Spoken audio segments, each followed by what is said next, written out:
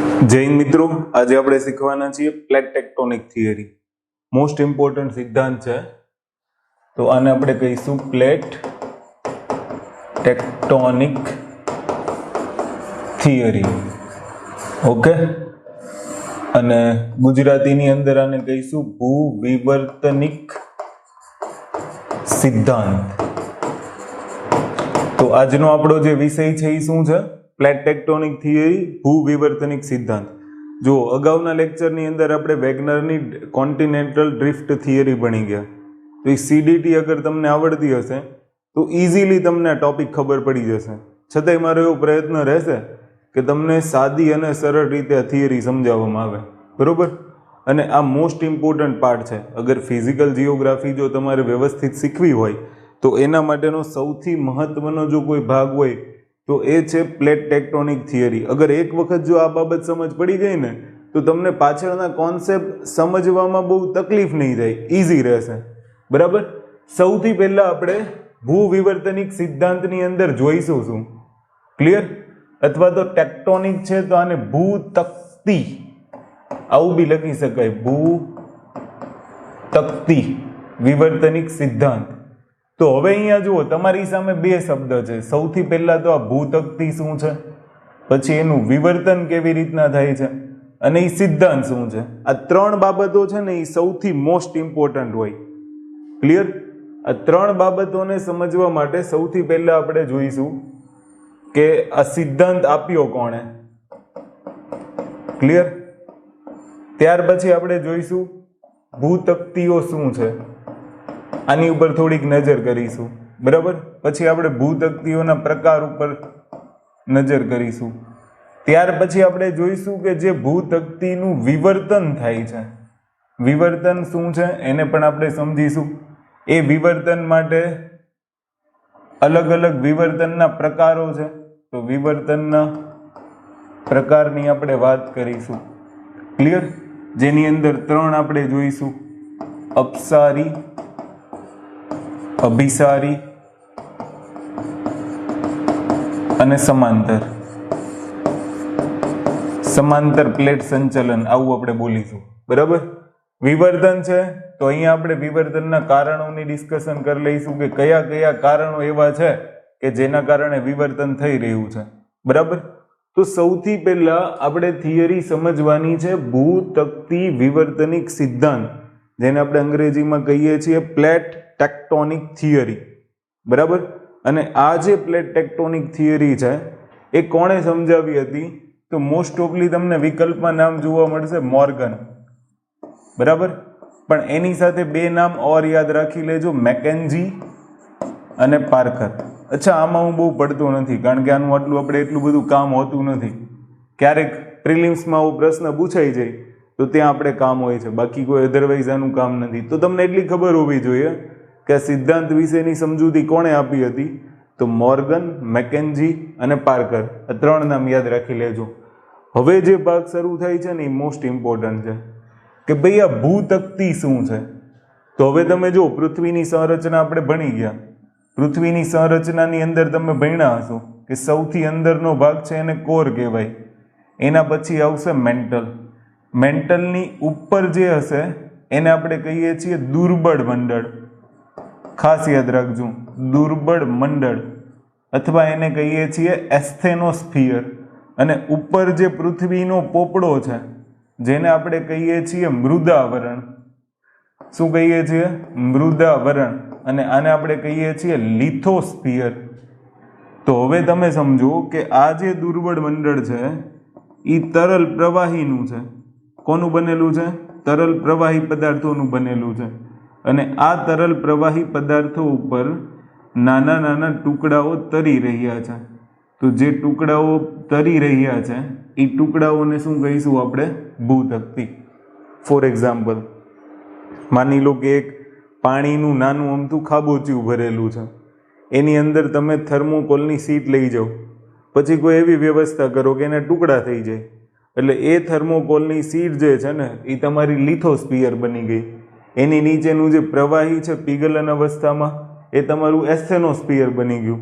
અને એની નીચે મેન્ટલ, જ્યાંથી લાવાની ઉત્પત્તિ થાય છે. આ બધાને ખબર હશે, બરાબર. જો આગળના લેક્ચર જોયા હશે તો જ આવડશે. મેં તમને પહેલાં કીધું કે આગળના લેક્ચર તમને આવડતા હોવા જોઈએ. ઓકે, તો આ મૃદાવરણની અંદર જે તકતીઓ તરતી જોવા મળે છે એ આપણે ભૂતકતીઓ તરીકે લઈશું.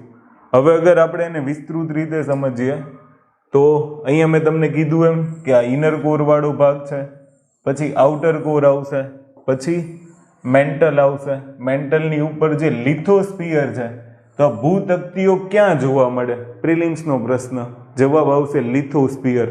ઓપ્શનમાં આપ્યું હશે લિથોસ્ફિયર, એસ્થેનોસ્ફિયર, પછી એક કે બે કે બંને નહીં, આવો જવાબ આપેલો હશે.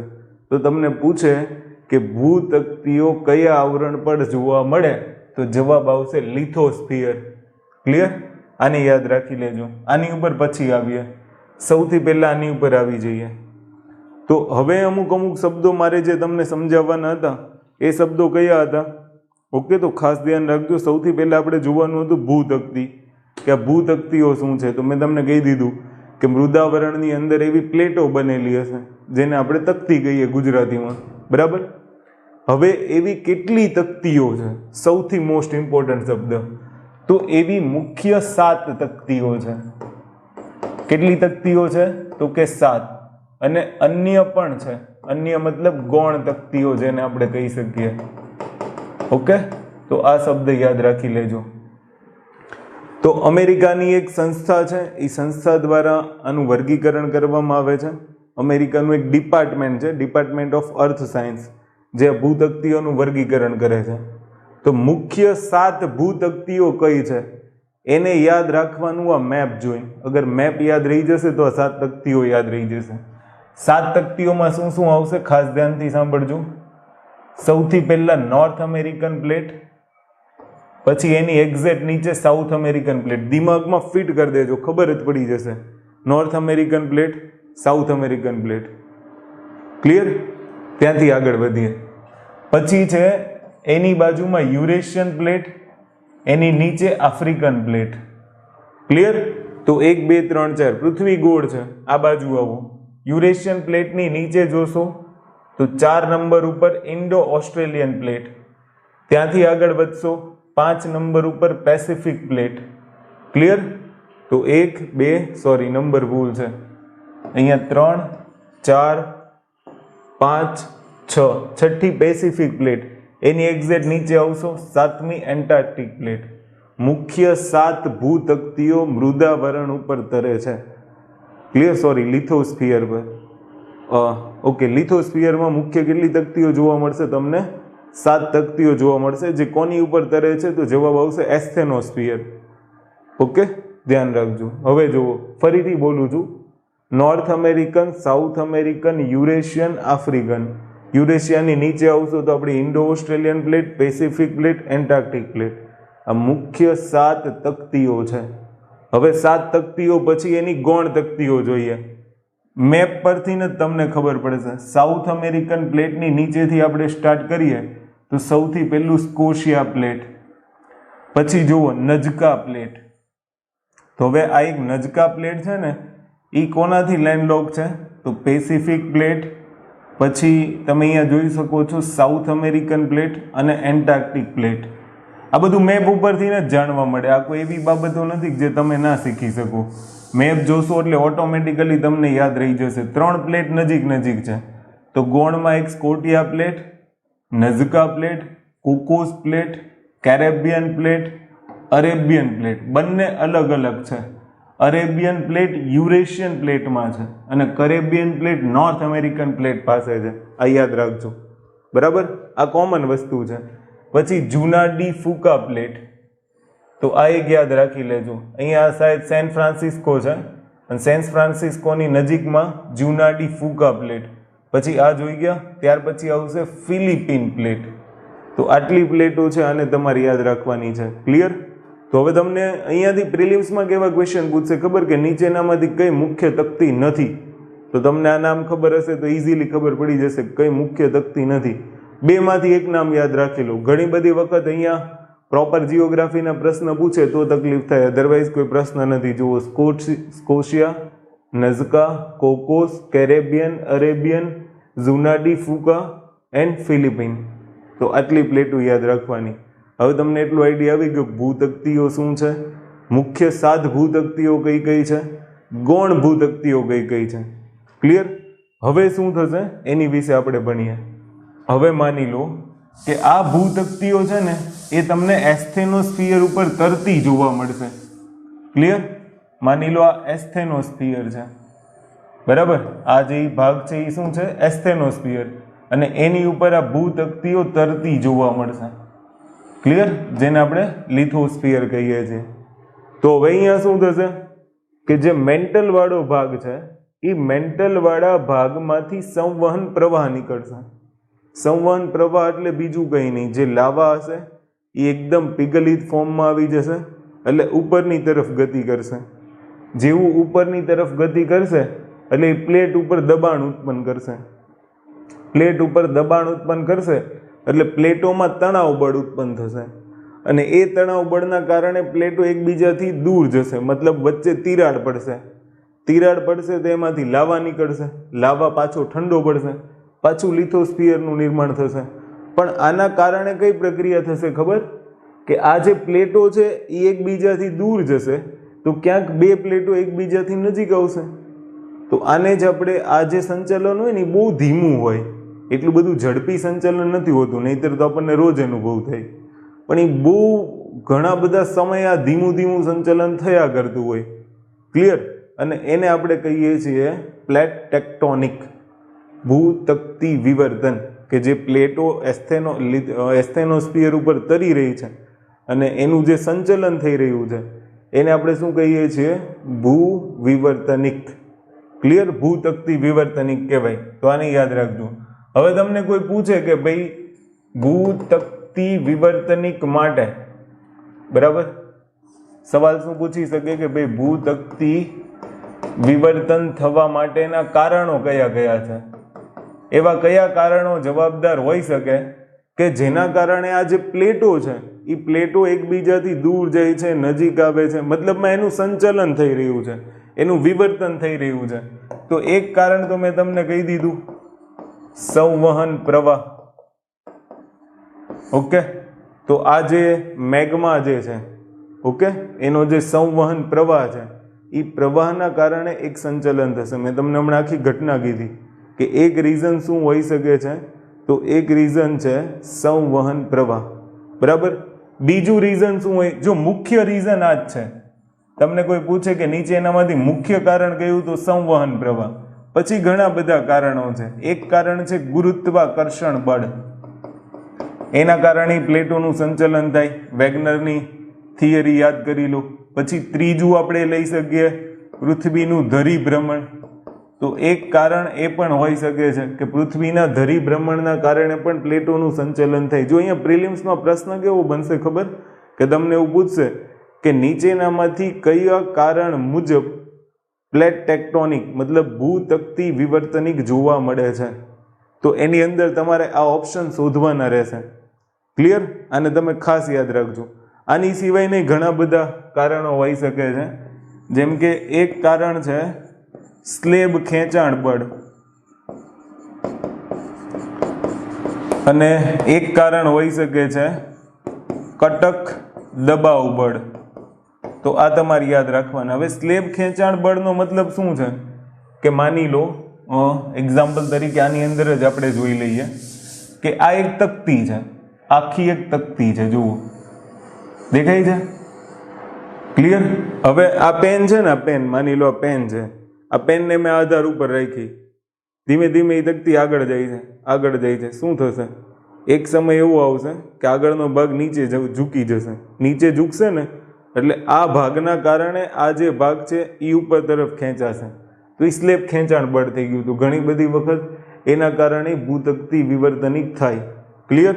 પછી કટક. તો કટકને હમણાં આપણે જોઈશું કે જ્યારે બે મહાસાગરીય પ્લેટો વચ્ચે કટકની રચના થાય તો ત્યારે એના દબાવ બળના કારણે પણ બીજી બે પ્લેટો એકબીજાની નજીક આવતી હોય છે.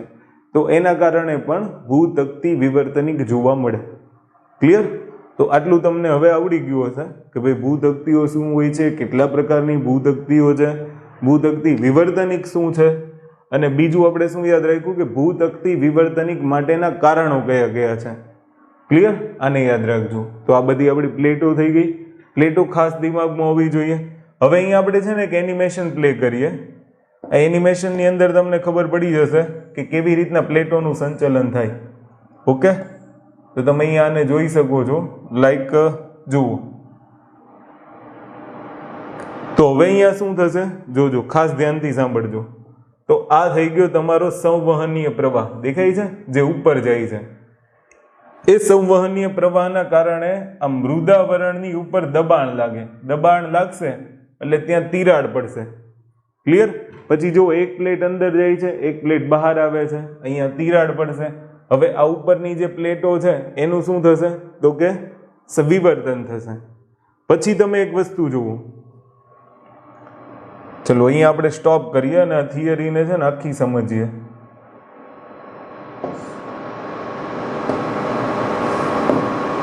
ઓકે, ચલો હવે ધ્યાનથી સાંભળજો કે પ્લેટ ટેક્ટોનિક થિયરી શું છે એ તમને આખી ઘટના સમજાવે. માની લો અહીંયાથી સંવહનીય પ્રવાહ ઉપર જાય. ઉપર જાય પછી પ્લેટ સાથે અથડાય. અથડાય એટલે ત્યાં શું પડશે? તિરાડ પડશે. પ્લેટો એકબીજાથી દૂર જશે. ત્યાં તિરાડમાંથી લાવા બહાર નીકળશે. એ લાવા અહીંયા ઠંડો પડશે અને ફરી પાછા લિથોસ્ફિયર ઉપર પોપડાની રચના થઈ જશે. બરાબર? પછી શું થશે કે આ જે સંવહનીય પ્રવાહ છે એ આ દિશામાં વળી જશે. ક્લિયર? આ બાજુ વળી જશે. એના કારણે શું થશે કે આ પ્લેટોને ગતિ મળશે. એટલે આ પ્લેટને ગતિ મળશે. સમજી ગયા તમે? હવે પૃથ્વી તો ગોળ છે, તો એક પ્લેટ આ બાજુથી ઉપરની તરફ ગતિ કરશે, નીચેની તરફ ગતિ કરશે. જેની ઘનતા વધારે હશે એ પ્લેટ ઝૂકી જશે.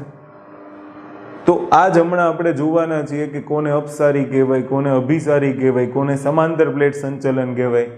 પણ પ્લેટ વિવર્તનિકી મતલબ ભૂતકતી વિવર્તનિકી સિદ્ધાંતનો મુખ્ય કારણ કયું છે તો એ છે આ સંવહનીય પ્રવાહ. જે આ મેગ્મા છે એનો જે સંવહનીય પ્રવાહ છે એ પ્રવાહના કારણે પૃથ્વી ઉપર ભૂતકતીઓનું વિવર્તન થાય છે. બસ એ જ થિયરી મોર્ગને સમજાવી હતી કે ભાઈ ભૂતકતી વિવર્તનિકીના લીધે પૃથ્વી ઉપર અલગ અલગ પ્રકારના ભૂમિ સ્વરૂપો જોવા મળે છે.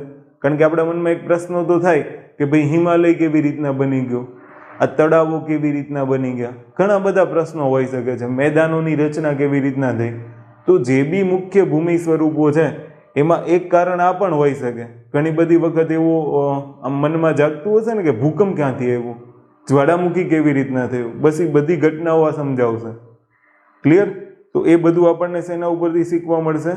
ભૂ વિવર્તનિકી સિદ્ધાંત પરથી શીખવા મળે. ઓકે, આને ખાસ ધ્યાન રાખજો. ચલો ત્યાંથી આપણે આગળ વધીએ. તો એક હવે આપણે જોવાના છીએ જે આપણી ભૂતકતીઓ છે. એ ભૂતકતીઓની અંદર આપણે 7 મુખ્ય ભૂતકતીઓ જોઈ ગયા. એ 7 મુખ્ય ભૂતકતીઓની જો હું તમને વાત કરું આ પ્લેટની, તો આ જે પ્લેટ છે એ પ્લેટ 2 પ્રકારની હોય. ખાસ ધ્યાન રાખજો. એક મહાદ્વીપીય હોય, ઓકે, અને એક મહાસાગરીય હોય. આ 2 પ્રકારની પ્લેટ હોય છે, મહાદ્વીપીય પ્લેટ અને મહાસાગરીય પ્લેટ. એક માત્ર એવી પ્લેટ છે કે જે સંપૂર્ણ મહાસાગરીય પ્લેટ છે. આ એક જ પ્લેટ એવી છે કે જે સંપૂર્ણ મહાસાગરીય પ્લેટ છે ને એનું નામ છે પેસિફિક પ્લેટ. જેની ગતિ સૌથી વધારે છે, જેની ઘનતા સૌથી વધારે છે. તો આ પણ તમે અમુક શબ્દો આની અંદર નોટ ડાઉન કરી લેજો કે જે સૌથી મોટી પ્લેટ પૂછે તો પણ પેસિફિક પ્લેટ છે. સૌથી વધારે ગતિ કોની છે તો પણ પેસિફિક પ્લેટ છે. સૌથી વધુ ઘનતા કોણ ધરાવે છે તો એનો જવાબ અહીં શું આવશે? પેસિફિક પ્લેટ આવશે. ક્લિયર? આને તમે ખાસ યાદ રાખી લેજો. ઘણી બધી વખત તમને આ પણ પૂછી શકે છે કે મહાદ્વીપીય અને મહાસાગરીય પ્લેટ વચ્ચે શું ડિફરન્સ છે.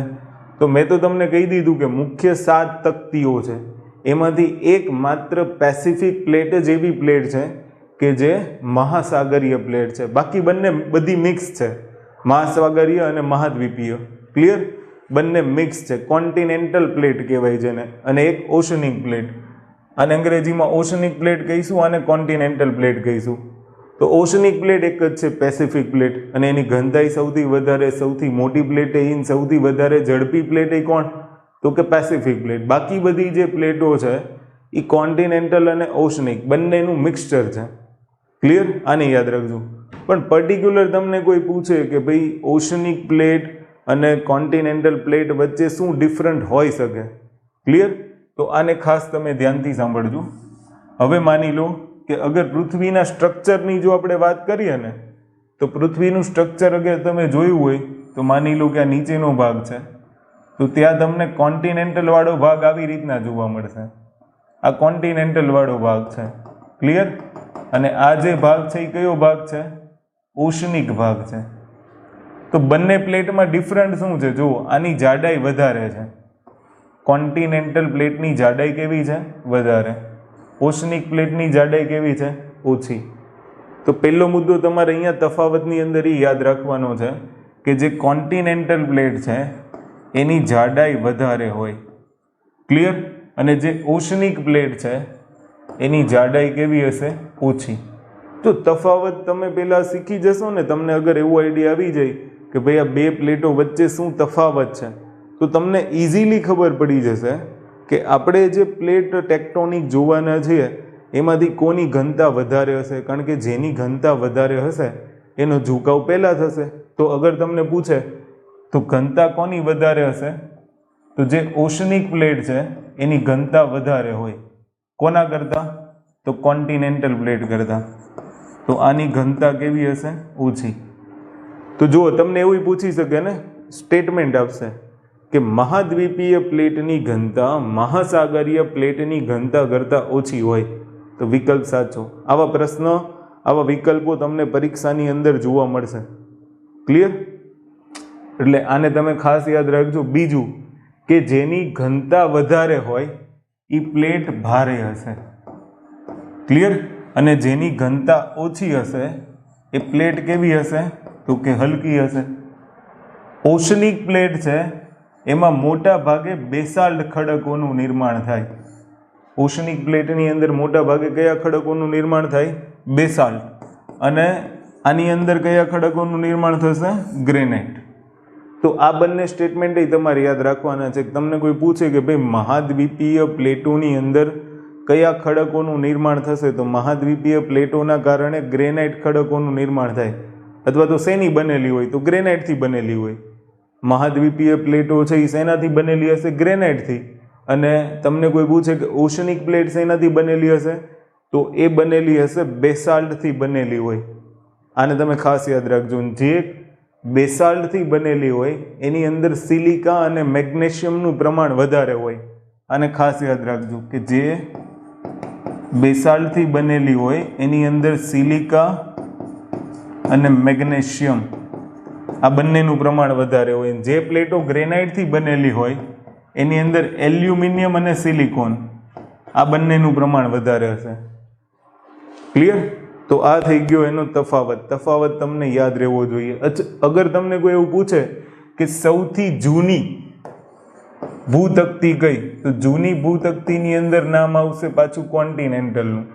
એના કરતાં આ આધુનિક છે. ક્લિયર? તો અગર કઈ તકતીઓની પહેલા રચના થઈ હશે એવો ક્યારેક પ્રશ્ન આવે તો કોન્ટિનેન્ટલ પ્લેટ. પછી કઈ પ્લેટ આવશે? ઓશનિક પ્લેટ.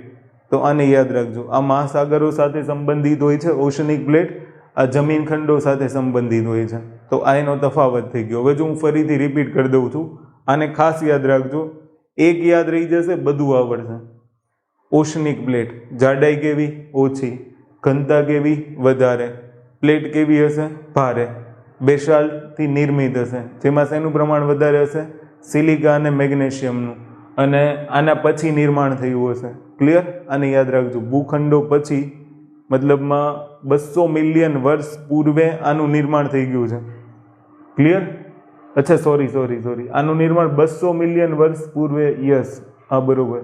તો આનું નિર્માણ છે ને એ 200 મિલિયન વર્ષ પૂર્વે થયું છે. જ્યારે મહાદ્વીપીય છે એનું 1500 મિલિયન વર્ષ પૂર્વે નિર્માણ થયું છે. તો જૂનું કોણ થયું? મહાદ્વીપીય. ક્લિયર? તો આટલા પોઈન્ટ્સ તમને ખબર હોવા જોઈએ. આ થિયરી તમે યાદ રાખી લેજો. પ્રશ્ન કદાચ તમને પૂછાય ને તો અહીંયાથી પૂછાય. ઓકે? તો હવે તમને ખબર પડી ગઈ ભૂતક્તિઓ શું છે, ભૂતક્તિઓના કેટલા પ્રકાર છે. બે મુખ્ય પ્રકારો કયા કયા, મહાસાગરીય અને મહાદ્વીપીય. ભૂતક્તિઓ કેટલી છે તો એની સંખ્યા 7 છે. જીપીએસએ પૂછી લીધેલો પ્રશ્ન છે. કુલ ભૂતક્તિઓની સંખ્યા કેટલી, તો જવાબ આવશે 7. નીચેનામાંથી કઈ ભૂતક્તિઓ નથી એવો પ્રશ્ન પૂછી શકે છે. નીચેનામાંથી કઈ મુખ્ય ભૂતક્તિઓ નથી એવો પ્રશ્ન પૂછી શકે છે. નીચેનામાંથી કઈ ગૌણ ભૂતક્તિઓ નથી એવો પણ પ્રશ્ન પૂછી શકે છે. ક્લિયર? તો તમે આ ટોપિકની અંદરથી બધી રીતના તૈયાર રહેજો. કયા કારણોસર ભૂવિવર્તનિક થાય છે બધી બાબતો. ઓકે, હવે આપણે આવી જઈએ કે ભૂવિવર્તનિક ઉપર, કારણ કે ઓલમોસ્ટ આપણે બધા પોઈન્ટ કવર કરી લીધા. જુઓ, કોણે સિદ્ધાંત આપ્યો, ભૂતક્તિના પ્રકાર જોઈ ગયા, વિવર્તનના કારણો જોઈ ગયા. હવે આપણે શું જોવાનું છે, ભૂવિવર્તનના પ્રકાર. હવે આપણે જોઈશું ભૂતક્તિ વિવર્તનના પ્રકારો. મોસ્ટ ઇમ્પોર્ટન્ટ ટોપિક છે, એકદમ સહેલો ટોપિક, તમને આવડી જશે, કોઈ અઘરું નથી આમાં. બરાબર? 3 પ્રકારો આની અંદર આપણે શીખવાના હોય છે. એક છે convergent plate tectonic. Convergent plate tectonic ને આપણે કહીશું અપસારી પ્લેટ સંચલન.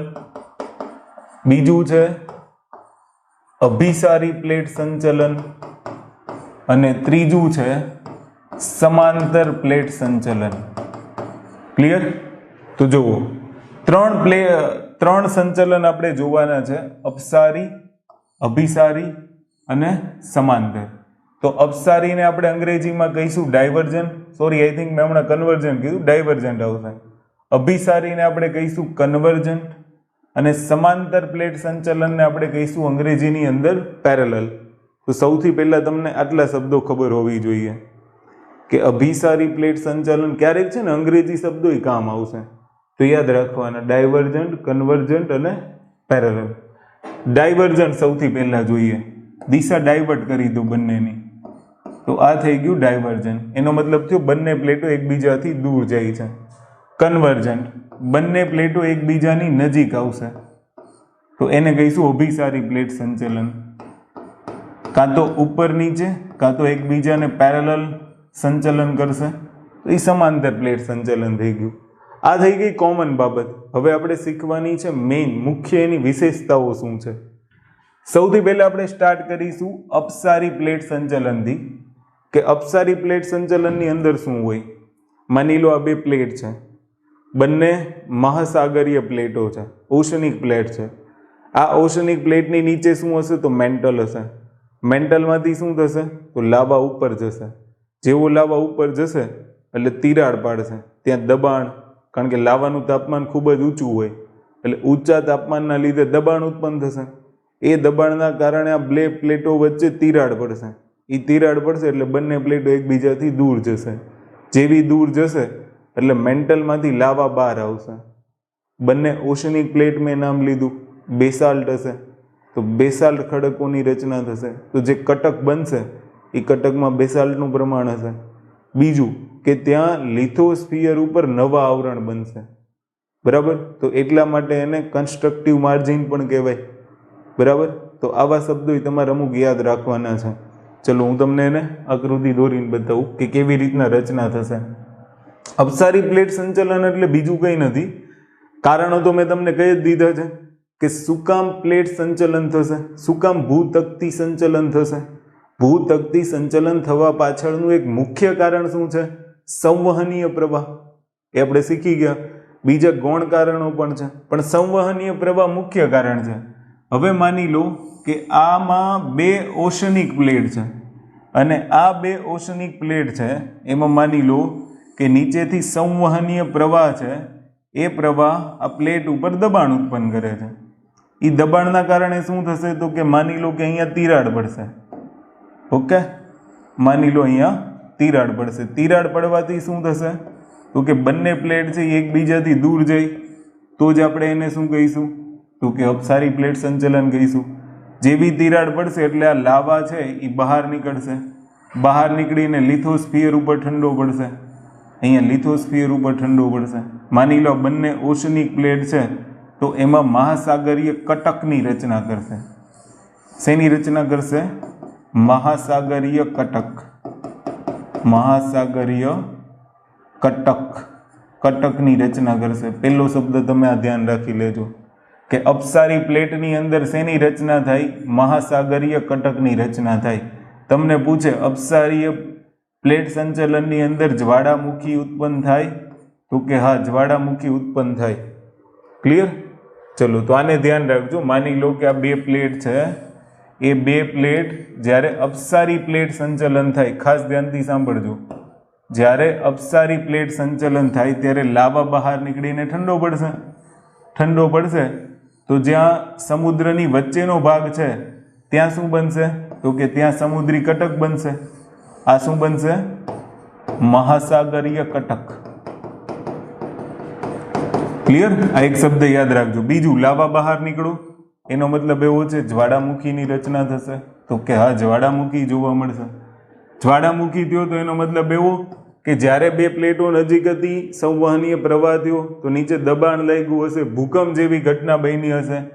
પણ એ ભૂકંપ જેવી ઘટના બની હશે પણ એનું ઉદ્ગમ ઊંડું નહીં હોય. ખાસ યાદ રાખજો, એનું ઉદ્ગમ છે એ ઊંડું નહીં હોય, ઉદ્ગમ નજીક જ હશે. ક્લિયર? કારણ કે અપસારી પ્લેટ સંચલન છે એટલે આને એક તમે ખાસ ધ્યાન રાખી લેજો. તો તમને કોઈ પૂછે કે અપસારી પ્લેટ સંચલનમાં ભૂકંપ થાય? હા. જ્વાળામુખી થાય? હા. કટક બને? તો કે હા. કટકમાં બેસાલ્ટ હોય? તો કે હા. આ સવાલના જવાબ યાદ રાખજો કારણ કે ઓશનિક પ્લેટ છે. માની લો બંને મહાસાગરીય પ્લેટો છે. ક્લિયર? ત્યાર પછી આવી જાઉં કે અહીંયા લિથોસ્ફિયર ઉપર જે ભાગ ઠંડો પડશે એ નવું નિર્માણ કરશે. નવું નિર્માણ કરે એટલા માટે આને કહેવાય નિર્માણકારી કિનારા. કન્સ્ટ્રક્ટિવ માર્જિન કહેવાય. આને શું કહેવાય? Constructive margin. એ જે એરિયા તૈયાર થઈ છે ને એને કન્સ્ટ્રક્ટિવ માર્જિન કહેવાય. તો આ એક ખાસ યાદ રાખી લેજો. આટલી બાબતો તમારે શેની અંદર યાદ રાખવાની છે? અપસારી પ્લેટ સંચલનની અંદર યાદ રાખવાની. અને અપસારી પ્લેટ સંચલનના ઘણા બધા નમૂનાઓ છે, એ વૈશ્વિક મેપની અંદર તમને જોવા મળશે. વિશ્વનો અગર નકશો જોશો ને તો તમે એવા નામ સાંભળશો કે હિન્દ મહાસાગરીય કટક, એટલાન્ટિક મહાસાગરીય કટક, પેસિફિક મહાસાગરીય કટક. તો આ બધા કટકો જ્યાં જ્યાં જોવા મળે છે ત્યાં તમારે જોવાનું કે એ બંને જે મહાસાગરીય પ્લેટો છે એ પ્લેટો વચ્ચે અપસારી પ્લેટ સંચલન થઈ રહ્યું છે. અને એ અપસારી પ્લેટ સંચલનના કારણે જ્યારે જ્વાળામુખી ઘટના બનશે, લાવા બહાર આવશે, મેગ્મા બહાર આવશે, ત્યારે કટકોની રચના થશે. અને એ જ કટકો કયા? મહાસાગરીય કટકો. પછી તમે જુઓ આફ્રિકાનો એક ભાગ જોશો ને તો અહીંયા સોમાલિયાવાળા ભાગની અંદર આઈ થિંક હોર્ન આફ્રિકા જેવું કંઈક નામ છે. તો અહીંયા આફ્રિકન રિફ્ટ વેલી જોવા મળે. તો એ આફ્રિકન રિફ્ટ વેલી પાસે સેમ સિચ્યુએશન છે. ત્યાં પણ પ્લેટોનું અપસારી પ્લેટ સંચલન થઈ રહ્યું છે. તો એના કારણે ત્યાં તમને આફ્રિકન રિફ્ટ વેલી જોવા મળે છે. તો આ બધી ઘટનાઓ તમારે યાદ રાખવાની છે કે અહીંયાથી તમને કોઈ પણ પ્રશ્ન પૂછી શકે છે. તો હવે તમને એટલું તો આવડતું જ હોવું જોઈએ કે કટકની રચના કયા પ્લેટ સંચલનમાં? તો કે અપસારી પ્લેટ સંચલનની અંદર. પછી કટક, પછી જ્વાળામુખી, ભૂકંપ. ભૂકંપ પણ એનું ઊંડું ઉદ્ગમ નહીં હોય. બરાબર? જ્વાળામુખી થશે, બેસાલ્ટનું પ્રમાણ હશે, નવું નિર્માણ થશે તો નિર્માણકારી કિનારા, મતલબ ત્યાં તમને કન્સ્ટ્રક્ટિવ માર્જિન જોવા મળશે. અથવા તો એ ભાગને આપણે શું કહીએ છીએ? Constructive margin. અને તમારે ખાસ યાદ રાખવાનું છે. ક્લિયર? તો આ થઈ ગયું તમારું અપસારી પ્લેટ સંચલન. હવે આપણે આવી જઈએ અભિસારી પ્લેટ સંચલન ઉપર. અભિસારી પ્લેટ સંચલનનો મતલબ શું છે? ખાસ ધ્યાનથી સાંભળજો કે બે પ્લેટો નજીક આવશે. જેવી બે પ્લેટો નજીક આવશે, પહેલામાં કેવું હતું? બે પ્લેટો દૂર જતી હતી. હવે અહીંયા સંવહનીય પ્રવાહની લીધે જ બે પ્લેટો નજીક આવશે. આપણે આગળ વિડીયોઝની અંદર જોઈ ગયા. તો હવે માની લો કે બે મહાસાગરીય પ્લેટો છે. સૌથી પહેલાં ફટાફટ યાદ કરવા માંડો મહાસાગરીય પ્લેટો. તો મને શું યાદ આવશે ખબર? મહાસાગરીય પ્લેટો, જાડાઈ ઓછી, ઘનતા વધારે, ગતિ ઝડપી. બરાબર? તો જેની ઘનતા વધારે હશે એ બીજી પ્લેટની નીચે ઝૂકી જશે. પણ બંનેની ઘનતા વધારે છે, બંને મહાસાગરીય પ્લેટો છે, એનો મતલબ શું છે? કે નિક્ષેપણ છે એ ઓછું થશે. બરાબર? એની વચ્ચે જે ઘર્ષણ છે એ ઘર્ષણ કેવું થશે? તો કે ઓછું થશે. એ ખાસ યાદ રાખજો કારણ કે બંને કેવી પ્લેટો છે? મહાસાગરીય પ્લેટો છે. તો આવા અમુક શબ્દો છે ને એ તમારે યાદ રાખવા પડશે, કારણ કે અભિસારી પ્લેટ સંચલનની અંદર શું થશે કે જ્યારે બે પ્લેટો એકબીજાની નજીક આવે, ખાસ તમે ધ્યાનથી સાંભળજો કે બે પ્લેટો જેવી એકબીજાની નજીક આવશે, માની લો કે આ બંને મહાસાગરીય પ્લેટો છે, બંનેની ઘનતા વધારે છે, તો કોઈ એક પ્લેટ છે એ ઊંડે સુધી સરકી જશે, બરાબર. જો હું તમને આકૃતિ દોરીને બતાવીશ ને તો વધારે યાદ આવશે.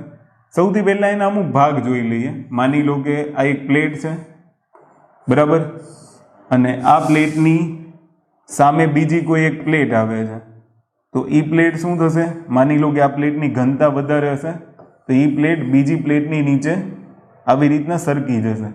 હવે આ પ્લેટ જો ઊંડે સુધી જાય તો આનો સંપર્ક કોની સાથે થશે, મેન્ટલ. મેન્ટલમાં શું હશે, મેગ્મા હશે. એ મેગ્માનું તાપમાન કેવું હશે, ઊંચું હશે. દબાણ કેવું હશે, ઊંચું હશે. એના કારણે આ પ્લેટ છે ને એ પીગળવા લાગશે. જેવું પીગળવા લાગશે એટલે આ લાવા બનશે. એ લાવા પ્લેટ ઉપર દબાણ કરશે અને આ પ્લેટમાંથી લાવા બહાર નીકળવાની ટ્રાય કરશે, તો ત્યાં પણ તમને શું જોવા મળશે, જ્વાળામુખી જોવા મળશે. ક્લિયર. બીજું કે જ્યાં આ પ્લેટ છે એ અંદરની તરફ જાય છે, આને સબડક્શન કહેવાય. જે અંદર સરકી જાય ને એ ઘટનાને શું કહેવાય, સબડક્શન કહેવાય. ક્લિયર. પછી જ્યાં અંદર સરકે છે ત્યાં એક પ્રકારના ગર્તની રચના થશે. જો આ પ્લેટ મહાસાગરીય હોય તો મહાસાગરીય ગર્ત બનશે, બંને પ્લેટો મહાસાગરીય હોય ને તો મહાસાગરીય ગર્ત બને. પણ જો એક પ્લેટ છે એ મહાદ્વીપીય હોય તો મહાદ્વીપીય ગર્ત બનશે. આને અંગ્રેજીમાં કહેવાય ટ્રેન્ચ, બરાબર. એ સિવાય જ્વાળામુખીય ચાપ પણ બની શકે છે, આ એક ખાસ ધ્યાન રાખજો. તો તમને પૂછે કે જ્વાળામુખીય ચાપ, બરાબર, અથવા તો ગર્ત, આ બધું શેમાં બનશે, ટ્રેન્ચ તમને શેમાં જોવા મળશે, તો અભિસારી પ્લેટ સંચલનની અંદર જોવા મળે. શેની અંદર જોવા મળશે, અભિસારી પ્લેટ સંચલનની અંદર. સબડક્શન મતલબ જે પ્લેટ નીચેની તરફ સરકે છે, મેગ્મા સુધી પહોંચે છે, એ શું કહેવાય છે, સબડક્શન કહેવાય છે, નીચેની તરફ સરકે નહીં. પછી માની લો કે જ્યાં જ્વાળામુખીની રચના થશે, પછી જે ક્ષેત્ર આ પ્લેટની નીચે, પ્લેટ જ્યારે નીચેની તરફ વળે છે ત્યારે આ જે ક્ષેત્ર છે એની માટે એક નામ છે બેની ઓફ ઝોન. તો આ નામ લખી નાખજો, બેની ઓફ ઝોન. ક્લિયર. તો આટલું તમારે યાદ રાખવાનું છે. બાકી આના 3 પ્રકાર છે, કારણ કે નજીક આવતી પ્લેટો બે મહાસાગરીય પ્લેટો હોઈ શકે છે, મહાસાગરીય મહાદ્વીપીય હોઈ શકે છે, અને મહાદ્વીપીય પ્લેટો પણ હોઈ શકે છે. એની ઉપર હમણાં આપણે ડિસ્કશન કરીએ. પણ આટલા શબ્દો તમને આની અંદર ખબર હોવા જોઈએ કે સબડક્શન શું છે, પછી બેની ઓફ ઝોન શું છે. આવા બધા શબ્દો અગર જો તમને ખબર હશે તો તમને સહેલાઈથી આવડી જશે. ક્લિયર. આને તમે ખાસ એક જોઈ લેજો. અહીંયા સુધીમાં બધાને ખબર પડી ગઈ હોય તો આપણે આગળ વધીએ. ઓકે. અમુક શબ્દો છે ને એને યાદ રાખવાના છે. સબડક્શન શું છે, એક વર્ડ તમારે લખવું હોય લખી નાખો, સંઘાત ક્ષેત્ર, કોલોઇઝન ઝોન જેને કહેવાય. એ બેની ઓફ ઝોન જ કોલોઇઝન ઝોન છે. આ તમે ખાસ યાદ રાખજો. ઓકે. કે જ્યાં બે તકતીઓ છે એકબીજા સાથે ટકરાશે ને એક તકતી નીચેની તરફ વહી જાય તો એ સરકવાની જે ઘટના છે એ સબડક્શન છે. પણ જ્યાં એ બે તકતીઓ એકબીજાને ભેગી થઈ છે એ ક્ષેત્ર બેની ઓફ ઝોન છે. મેં તમને કીધું ને, આ શું છે, બેની ઓફ ઝોન. તો આને એક યાદ રાખજો કે આ બેની ઓફ ઝોન છે. તો બેની ઓફ ઝોન એમાં તમે યાદ રાખશો અભિસારી પ્લેટ સંચલનની અંદર. હવે આપણે આવી જઈએ આપણી મૂળ બાબત ઉપર કે હવે આપણે બીજું સંચલન જોઈએ છીએ, અભિસારી પ્લેટ સંચલન. અને અભિસારી પ્લેટ સંચલનમાં 3 પ્રકારના સંચલન આપણે શીખવાના હોય. એક મહાસાગરીય મહાદ્વીપીય અને મહાદ્વીપીય. ક્લિયર.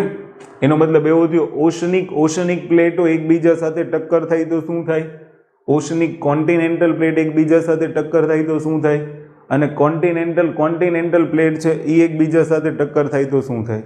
આ તમે ખાસ યાદ રાખજો. ઓકે. હવે પહેલો મુદ્દો કે અગર માની લો કે આ બે મહાસાગરીય પ્લેટો છે, બે સેમ છે, ઘનતા ઓલમોસ્ટ માની લો કે બંનેની વધારે હોવાની, પણ જેની ઘનતા વધારે હશે એ નીચેની તરફ સરકી જશે. પણ આ પ્લેટો ઊંડે સુધી સરકશે. શું કામ? કારણ કે ઘનતા વધારે છે, સામે મહાસાગરીય પ્લેટની ઘનતા વધારે છે. એટલે આમાં તમને કોઈ એવું પૂછે કે ભાઈ ઓશનિક પ્લેટમાં અભિસારી પ્લેટ સંચલન થાય તો એમાં પ્લેટ ઊંડે સુધી સરકે, તો સૌથી વધારે ઊંડે સુધી શેમાં સરકશે? જ્યારે બે ઓશનિક પ્લેટ વચ્ચે અભિસારી પ્લેટ સંચલન થાય. હવે માની લો પ્લેટ ઊંડે સુધી ગઈ, જશે તો મેગ્મા સાથે મળશે, મેગ્મા બનશે, નષ્ટ થઈને શું બનશે? મેગ્મા, કારણ કે તાપમાન ને દબાણ ઊંચું હશે. એ જ મેગ્મા બહાર આવવાની કોશિશ કરશે, પછી એમાંથી શેની રચના થશે? તો કે જ્વાળામુખીની રચના થશે, ભૂકંપ જોવા મળશે. તો તમને કોઈ પૂછે કે જ્યારે બે મહાસાગરીય પ્લેટો વચ્ચે અભિસારી પ્લેટ સંચલન થાય તો ત્યારે ભૂકંપની રચના જોવા મળે? યસ. બરાબર. પછી તમને એવું પૂછે કે જ્વાળામુખીની રચના જોવા મળે? તો કે યસ.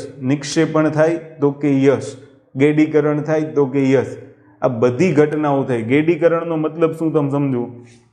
માની લો કે આ એક કાગળ છે, બે પ્લેટો અથડાઈ છે, એમ સમજો ને. બે પ્લેટો અથડાણી, શું થયું? કડ પડે છે. બરાબર.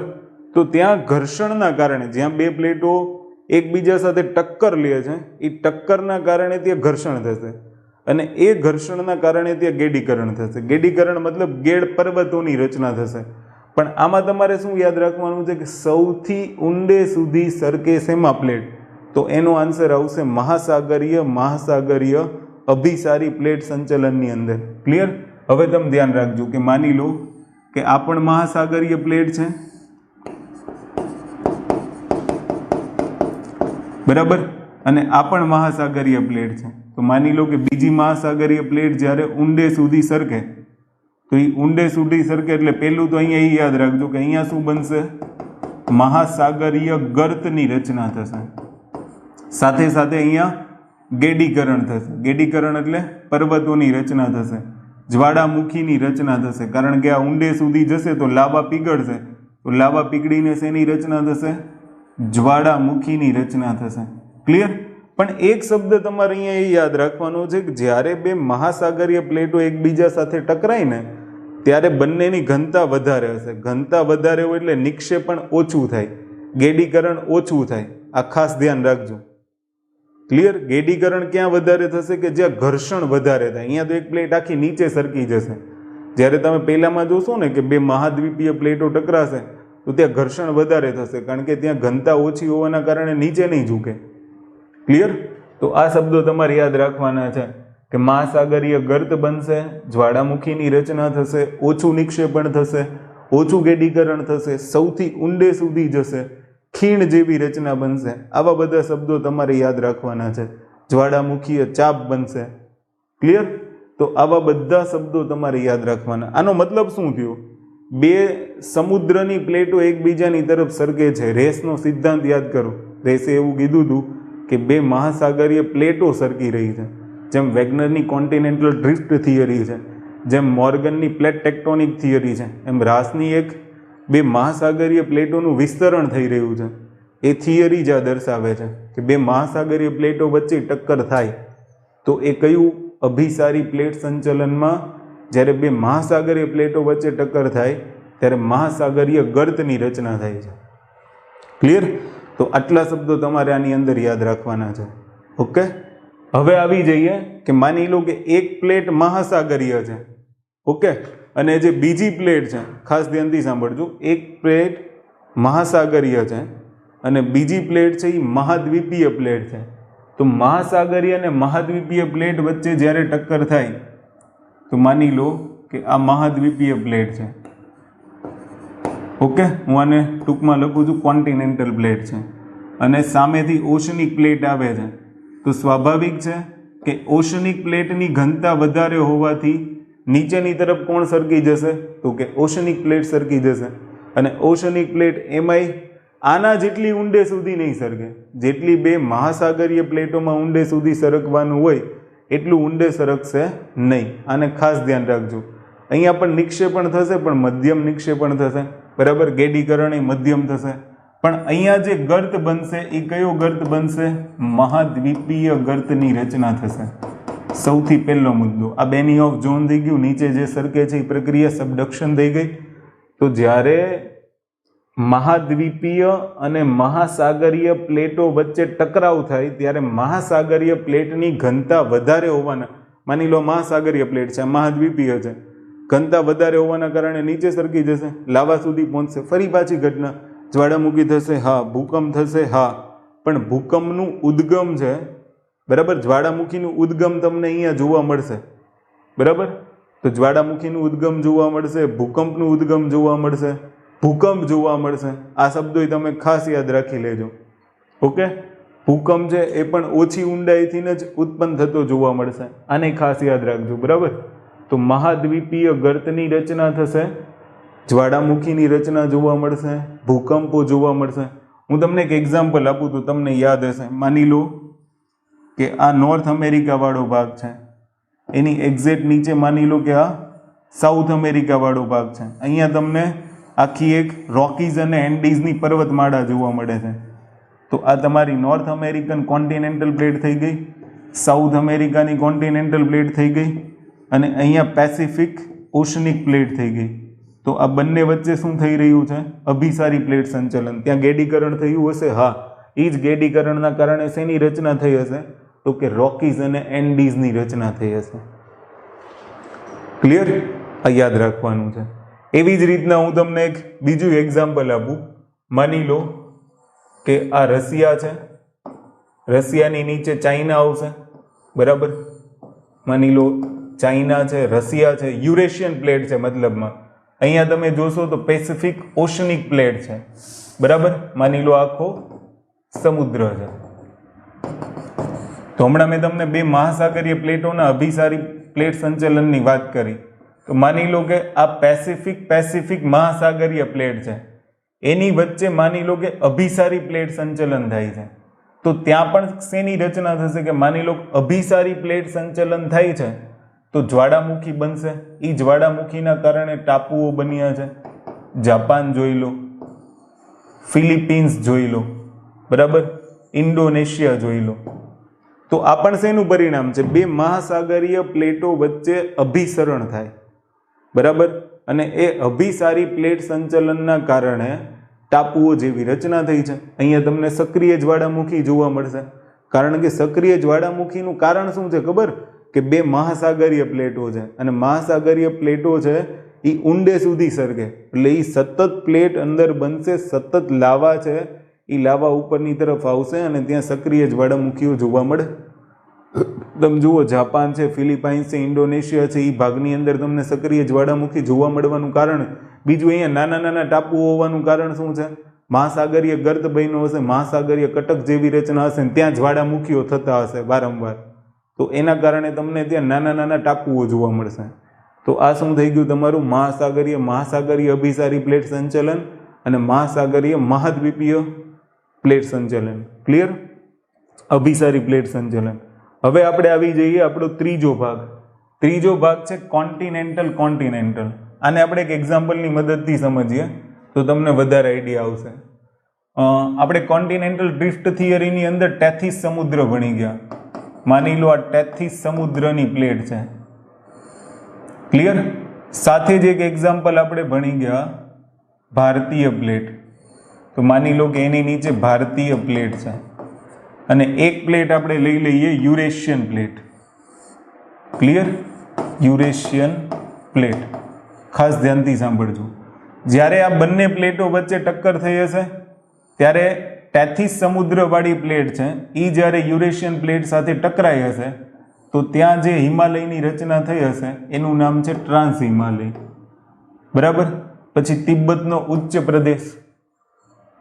ઓકે, ભારતીય પ્લેટ ટકરાઈ હશે તો ભારતીય પ્લેટ સમયે એનું ગેડીકરણ થયું હશે, એ ગેડીકરણના કારણે ગ્રેટ હિમાલય. તો હવે હું તમને શું શીખવાડવા માંગુ છું, ખાસ ધ્યાનથી સાંભળજો, કે જ્યારે બે મહાદ્વીપીય પ્લેટની ટક્કર થતી હશે તો મહાદ્વીપીય પ્લેટ હશે જાડી, બરાબર. એની જાડાઈ વધારે હશે, જાડાઈ વધારે હશે પણ ઘનતા ઓછી હશે, અને ઘનતા ઓછી હોવાના કારણે ઊંડે સુધી સરકે નહીં. પહેલી બાબત એ ધ્યાન રાખજો. ઊંડે સુધી નહીં સરકે તો મેગ્મા સુધી પહોંચશે નહીં, બરાબર. તો વારંવાર ત્યાં તમને જ્વાળામુખીની ઘટના નહીં જોવા મળે. બીજું કે એ જાડાઈના કારણે ત્યાં ઘર્ષણ થયું હશે, ઘર્ષણના કારણે ગેડીકરણ થયું હશે. તો જ્યારે ટેથીસ સમુદ્રની મહાદ્વીપીય પ્લેટ અને યુરેશિયન મહાદ્વીપીય પ્લેટ વચ્ચે જ્યારે ટક્કર થઈ હશે ત્યારે ટ્રાન્સ હિમાલયની રચના થઈ હશે. તો એ ગેડીકરણ થયું. ક્લિયર? તો ગેડીકરણના કારણે ટ્રાન્સ હિમાલયની રચના, ગેડીકરણના કારણે હિમાલયની રચના, કે જ્યારે ભારતીય પ્લેટ ને યુરેશિયન પ્લેટ ટકરાઈ હશે ત્યારે હિમાલયની રચના થઈ હશે. એક ખાસ મહત્વની બાબત શું છે કે આની અંદર નિક્ષેપણ છે એ સૌથી વધારે થશે, કારણ કે બંનેની જાડાઈ વધારે હશે. અને જાડાઈ વધારે હશે ને જ્યારે પ્લેટો એકબીજા સાથે ઘસાય તો ઘસવાના કારણે ગેડીકરણ થશે, ઉચ્ચ પ્રદેશોનું નિર્માણ થાય. તમને કોઈ પૂછે કે ઉચ્ચ પ્રદેશોનું નિર્માણ છે, ગેડ પર્વતોનું નિર્માણ છે, એ સૌથી વધુ ગેડીકરણ શેમાં થાય?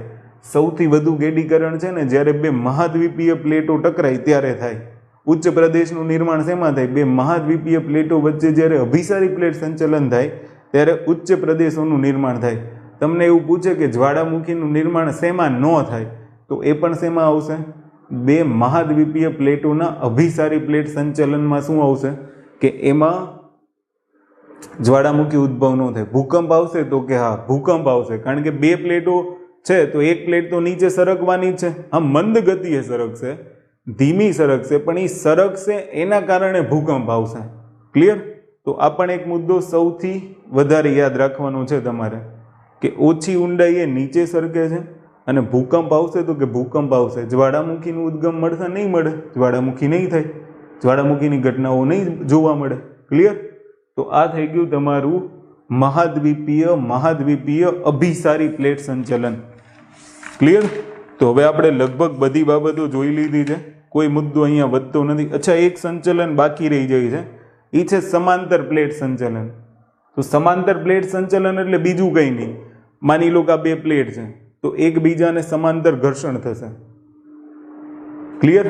અથવા તો આવી રીતના ઘર્ષણ થશે તો એ સમાંતર પ્લેટ સંચલન થઈ ગયું. બસ એટલું જ યાદ રાખવાનું છે, બીજું કંઈ નહીં.